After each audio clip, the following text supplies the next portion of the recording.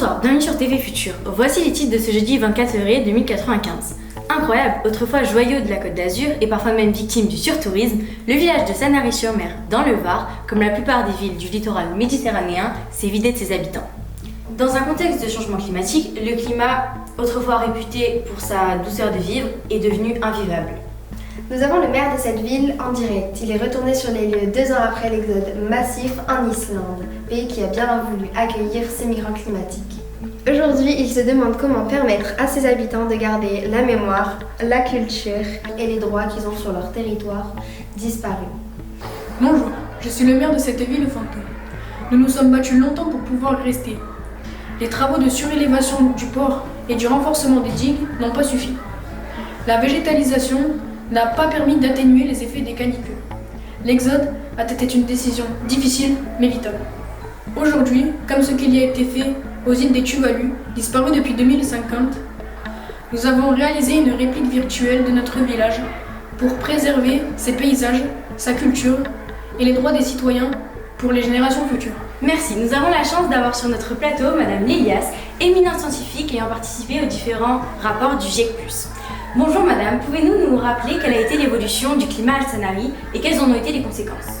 Dès 2050, le climat est devenu invivable pour les régions méditerranéennes car les accords de Paris n'ont pas été respectés par la plupart des États.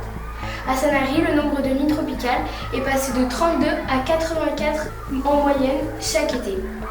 L'augmentation moyenne de la température a accéléré l'élévation du niveau marin qui a augmenté de 33 cm entre 2025 et 2050 et qui a des prévisions de plus de 70 cm pour 2100. Merci. Nous avons maintenant notre envoyé spécial Thiago en direct de l'Islande. Je suis au sud de l'Islande, dans la région où vit la plus importante diaspora sanaréenne. Ces immigrés nous ont expliqué leur nostalgie dans leur pays. Ils ont évoqué le chant des cigales, l'odeur du thym, mais aussi les tournois de pétanque. C'est ici, à Sanary, que j'ai vécu les plus beaux moments de ma vie. Je suis heureuse que ma fille puisse connaître ses racines. Avec mon casque de réalité virtuelle, je peux me promener dans le village de mes parents. C'est grave bien. Les jeunes ont créé une chorégraphie pour se souvenir du périple de leurs parents, mais aussi pour sensibiliser le monde aux conséquences du réchauffement climatique. Ils nous ont proposé de nous en faire une représentation.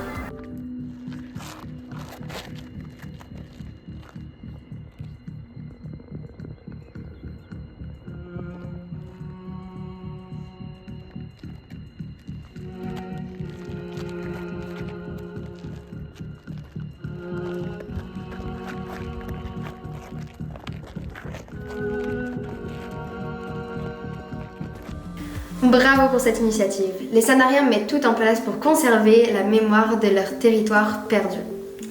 Avec ces expériences, les jeunes Sanariens sont devenus de véritables ambassadeurs de la lutte contre le changement climatique dans le monde.